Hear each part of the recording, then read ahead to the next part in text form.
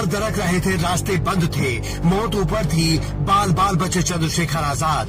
काफिले के ठीक सामने गिरा पहाड़ों का मलबा, रोंगटे खड़े कर देने वाला वीडियो। भूस्खलन वाले जोन में क्यों भगवान भरोसे छोड़ी गई एक सांसद की सुरक्षा।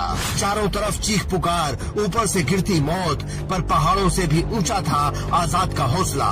लापरवाह अधिकारियों को चंद्रशेखर की चेतावनी, संसद में करवाऊंगा सबकी परेड। पहाड़ दरक रहे थे, रास्ते बंद थे, मौत ऊपर से पत्थरों की शक्ल में बरस रही थी। प्रकृति का सबसे क्रूर रूप सामने था, जहां अच्छे अच्छे सूरमाओं के कदम थम जाएं। सबको पता था कि ये रास्ता सीधा मौत के मुंह में जाता है, लेकिन जब इरादा पहाड़ों से भी ऊंचा हो और सीने में किसी पीड़ित माँ बहन के आंसू पहुंचने की आग सुलग रही हो, तो कदम थमा नहीं करते। तस्वीरें देखिए और कलेजा थाम लीजिए। सोशल मीडिया पर आए इस वीडियो ने देश के करोड़ों लोगों के रोंगटे खड़े कर दिए हैं। सवाल उठ रहा है कि क्या संसद के एक चुने हुए नुमाइंदे, बहुजनों की बुलंद आवाज चंद्रशेखर आजाद पर पहाड़ का वो पत्थर गिरने वाला था? क्या उनके खिलाफ कोई गहरी साजिश रची गई थी, या फिर ये सिर्फ एक हादसा था? लेकिन इन गिरते पत्थरों और डरावने भूस्खलन से भी ज्यादा दर्दनाक जमीन पर बैठी एक माँ और बहन की वो चीख थी, जिसके सामने कुदरत का ये कहर भी छोटा पड़ गया। अपनी जिंदगी दांव पर लगाकर, मौत को सीधे आंखें दिखाकर चंद्रशेखर आजाद एक पीड़ित परिवार के आंसू पोंछने निकल पड़े थे। इस बात को आप सुन लो, क्या रास्ता है शानदार जाने का उनके घर। पैडिया बनी हुई है और पत्थर पड़े हुए हैं, फिसल जाए तो आदमी खाई में जाके गिरे 200 फीट नीचे। और आप जब वीडियोज में देखोगे तो आपको मिल जाएगा कि सब कैसा रास्ता है। तो मैं सर पे हाथ रख गया जाते जाते, उतरना भारी हो गया। मैंने अमित भाई से, भाटी जी से, कमल भाई से, हिमांशु भाई से, मैक भाई से कहा कि यार भाई काजल तो बड़ा खराब रास्ता है यार, कैसे जाते होंगे लोग, कभी शादी ब्याह होते होंगे, कभी बीमार होता होगा आदमी, कैसे जाते होंगे यार, बड़ी चिंता का बात है। जानवरों की जैसी जिंदगी, ऐसे तो जानवरों का रास्ता भी नहीं होता भाई, ऐसे तो जानवर भी नहीं रहते जैसे जगह पे हमारे लोग रह रहे हैं। रास्ता था उत्तराखंड के टिहरी का। मौसम विभाग का रेड अलर्ट था। पहाड़ ताश के पत्तों की तरह ढह रहे थे, रास्ते बंद हो चुके थे, गाड़ियां आगे नहीं जा सकती थी। प्रशासन ने हाथ खड़े कर दिए थे। लेकिन क्या कोई सरकारी आदेश या कुदरत का कहर उस भाई को रोक सकता था जो अपनी बहन को ढांढस बांधाने जा रहा था? देखिए इस वीडियो को ध्यान से देखिए।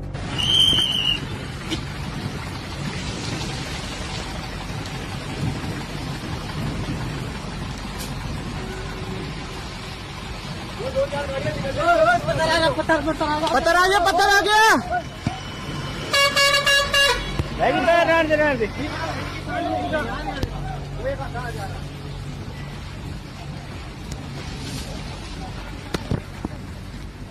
ये पहुंच गए भाजी। जय भीम। ये है सर। ऊपर से भारी भरकम पत्थर नीचे गिर रहे हैं। एक पल की भी चूक और सब कुछ खत्म हो सकता था। ऐसा लगा मानो मौत ठीक सामने खड़ी थी। सोशल मीडिया पर लोग पूछ रहे हैं कि क्या कोई साजिश थी? क्यों एक सांसद को ऐसी परिस्थितियों में पैदल चलने पर मजबूर होना पड़ा? लेकिन चंद्रशेखर आजाद का इरादा इन पहाड़ों से भी कहीं ज्यादा मजबूत और ऊंचा था। वो गिरे हुए पत्थरों को लांघते हुए, घुटने पर पानी और कीचड़ को चीरते हुए, मूसलाधार बारिश में पूरी तरह भीगते हुए आगे बढ़ते रहे। देश को आज ये वीडियो देखना चाहिए कि कैसे एक जन नेता एसी कमरों की राजनीति छोड़कर जमीन पर जनता का दर्द बांटने के लिए अपनी जिंदगी को दांव पर लगा देता है। हैरानी की बात तो देखिए, जहां पहाड़ों के मलबे को हटाने के लिए पुलिस और प्रशासन को मुस्तैद होना चाहिए था, वहां पुलिस की पूरी ताकत चंद्रशेखर आजाद को रोकने में लगा दी गई।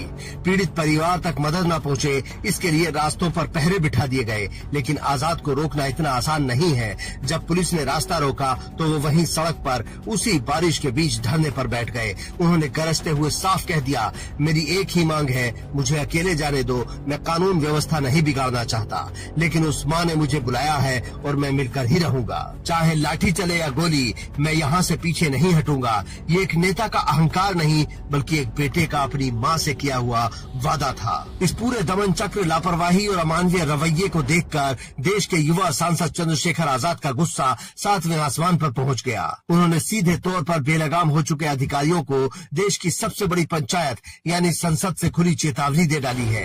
सांसद के प्रोटोकॉल के साथ खिलवाड़, हुए अत्याचार, लापरवाही और अमानवीय रवैये को लेकर चंद्रशेखर आजाद का गुस्सा 7वें आसमान पर पहुंच गया। उन्होंने सीधे तौर पर बेलगाम हो चुके अधिकारियों को देश की सबसे बड़ी पंचायत यानी संसद से परेड कराने की खुली चेतावनी दे डाली। मुझे जाने दो कल आप, और ना लगवाए ना तो मेरा नाम चंद्रशेखर नहीं, मैं गम खा के बैठा परसों का। मैं प्रिविलेज कमेटी में दूंगा ये आप सब लोगों के नाम की। आप किस तरह वहां खड़े होकर सांसद को जलील कर रहे सड़क पे बारिश में। अब देखना अगर मैंने ना आपको वहां बुलवाया पार्लियामेंट में, वो हमारी वो है, वो जैसे आपने दफ्तर में बैठ जाता मालिक बन के, तो वो हमारी वो है, वो पार्लियामेंट है वो। ठीक है, मैं आप लोगों को बुला खड़ा करूंगा वहां सबको। ना खड़ा करा तो तब आप मुझे कहना, आप ऐसे मत लो, मैं प्रतिनिधि जनप्रतिनिधि इतने बड़े समाज का नेतृत्व करता हूँ। आप मजाक समझ रहे हो?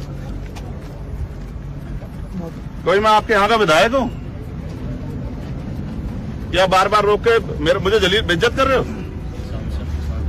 ठीक है, ये रिस्पेक्ट कर रहे हो, ये प्रोटोकॉल बता रहे हो?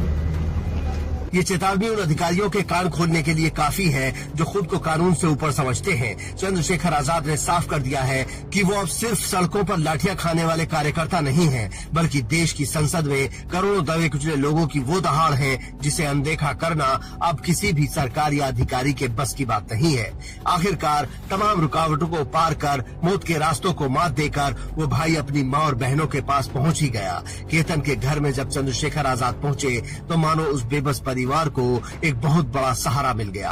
मां के आंसू थमे तो नहीं, लेकिन उन्हें ये हौसला मिला कि इस अंधेरी रात में उनके साथ देश की एक बहुत बड़ी ताकत खड़ी है। राजनीति अपनी जगह है, पार्टियां अपनी जगह हैं, लेकिन अपनी जान हथेली पर रखकर जनता के आंसुओं को पोंछने की जो ये तस्वीर उत्तराखंड के पहाड़ों से आई है, उसने पूरे देश का दिल जीत दिया है। चंद्रशेखर आजाद ने साबित कर दिया है कि उनका नाम आजाद यूं ही नहीं है, उनके इरादे सचमुच पहाड़ों से भी ऊंचे हैं। Bureau report. अगर वीडियो अच्छा लगे तो दबंग न्यूज यूपी 65 को लाइक सब्सक्राइब करें।